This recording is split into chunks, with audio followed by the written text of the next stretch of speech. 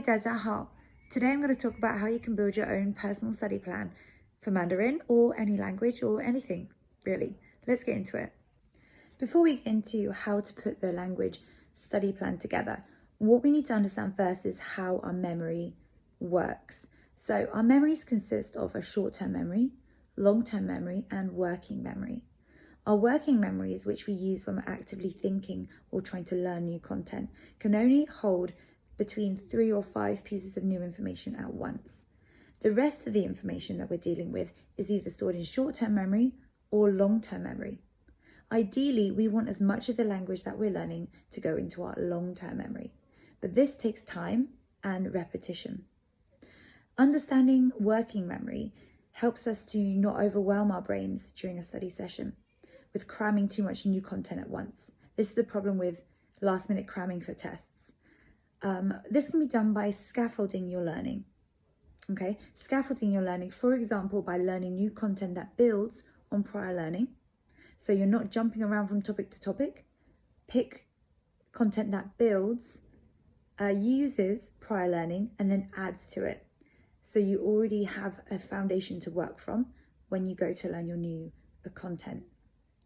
This is what textbooks do. This is what good language learning courses do. And this is what teachers will do at school, as in university as well. Building on prior learning, scaffolding your learning so you're not overwhelming your working memory. The limits of working memory also mean that we can't cram lots of vocabulary at once. Our brains are physically unable to process that much new content. So if you're doing learning sessions, having them shorter and more regular will be helpful, and making sure you're building on your prior knowledge, not just learning new content every time and not coming back to recap what you've already done. Next, we need to understand what the forgetting curve is. Now, this is based on research of how quickly new information is forgotten in our brains.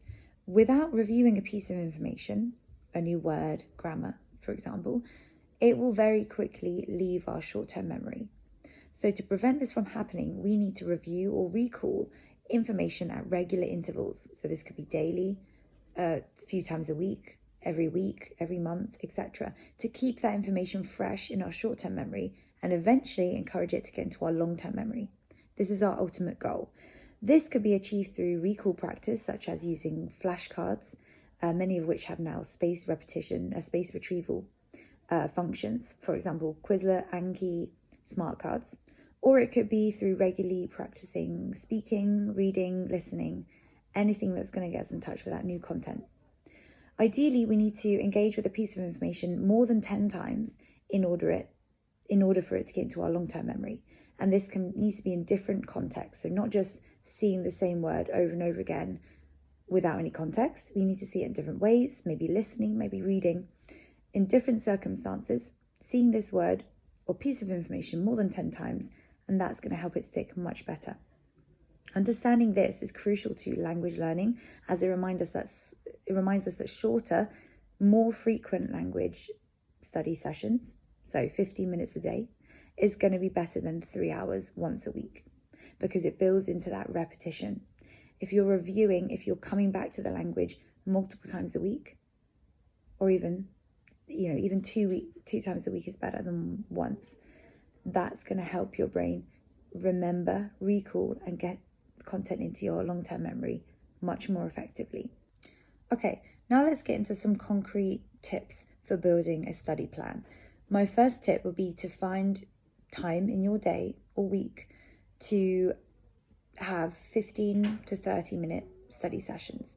So I would suggest 15 minutes being the minimum, because then you can get into something without spending too long. 30 minutes, I would say, the maximum if you're trying to fit it into a busy schedule. But if you have more time, maybe 45 minutes or even an hour.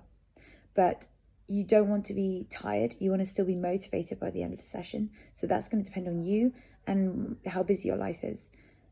Try to be flexible with this, with how much time you spend and when you spend it.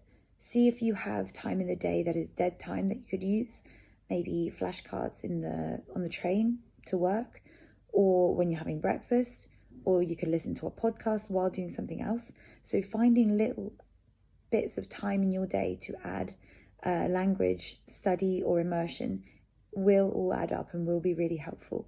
It also feeds into the idea that we're repeating, we're recalling, reviewing information all the time. I would also suggest that you are flexible with how much time you spend on language learning depending on the activity. So for example, if you're watching a film, then yes, that may take up to 2 hours. Or if you're watching a TV episode, maybe 1 hour. But if you're watching just some YouTube videos in the language or a YouTube tutorial on a grammar point, that could take you less time, so be more like 15 minutes. So not every study session will look the same. That will depend on you. I mean, personally, I don't like all my study sessions to be the same. My next suggestion would be to set concrete goals, whether long-term or short-term, with smaller, actionable steps. So how are you going to reach that goal? How are you going to break it down? All the different things that you have to meet to try and get that bigger goal achieved. For example, maybe you want to speak with good pronunciation in 3 months. So maybe you can speak fine now, but your pronunciation needs work. So maybe you need to build in more listening and shadowing activities. Maybe you want to find, for Mandarin, for example, a pinyin table to listen and repeat the different pinyin sounds or the tones, work on your tones to improve your pronunciation. Breaking a bigger goal down into smaller steps is going to make you less likely to procrastinate and more likely to get started without being fearful. 2, you can see your progress, because if you can tick off that you're doing that action regularly, then you know you're making progress towards your goal. My next suggestion would be to locate your resources before you set up a study plan. You can change this obviously during your studying. Don't have to stick to the same resources if they aren't working for you, or if you get bored of them, or you obviously move on because you advance.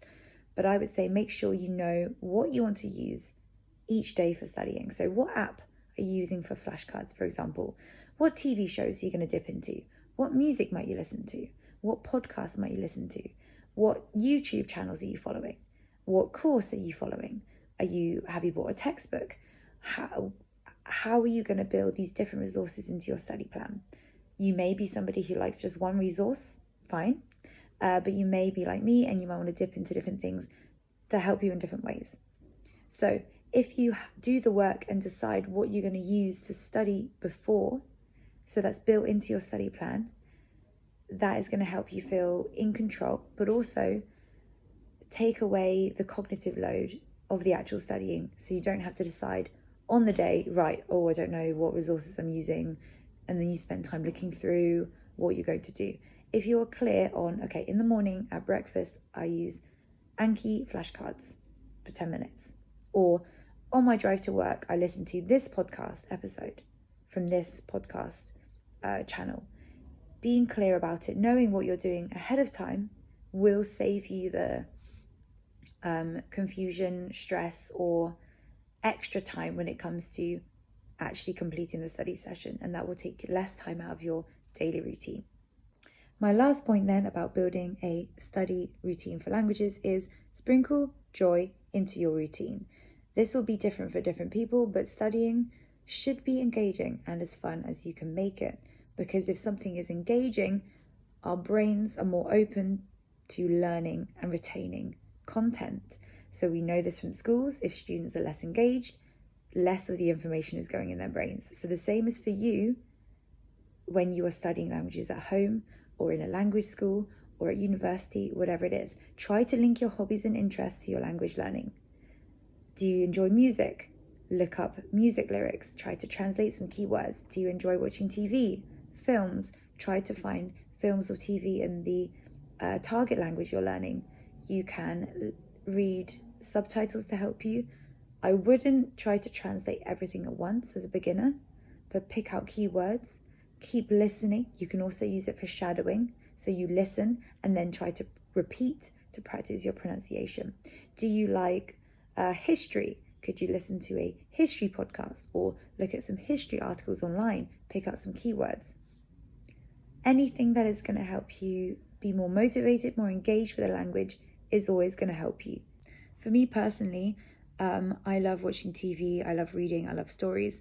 So when I was applying for university, I watched a Chinese drama called Lang Ya Bang, Nirvana in Fire, which is a very long TV show adapted from Chinese novels by the same name, Lang Ya Bang.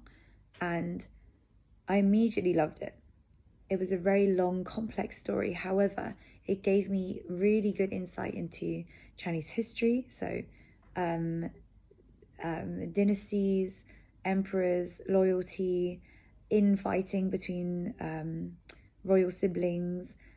And it was such a motivation for me to learn more Mandarin, because I thought, I want to be able to understand this without subtitles. I want to read the books. I want to be able to absorb this as much as I can through the native language. So finding your niche, finding something that interests you and linking it to your language learning can really push you forward and just keep you motivated when it gets hard, because it will get hard. But I eventually managed to read all 4 books, or 3, from the Lang Ya Bang series after I graduated university. But when I started them, I had to push through. It was not easy. I was looking up lots of vocabulary, because it's quite traditional vocabulary they use, because it's a historical period drama. But the more I read, the easier it got, because I was motivated. I wanted to read it because I was interested in the story genuinely.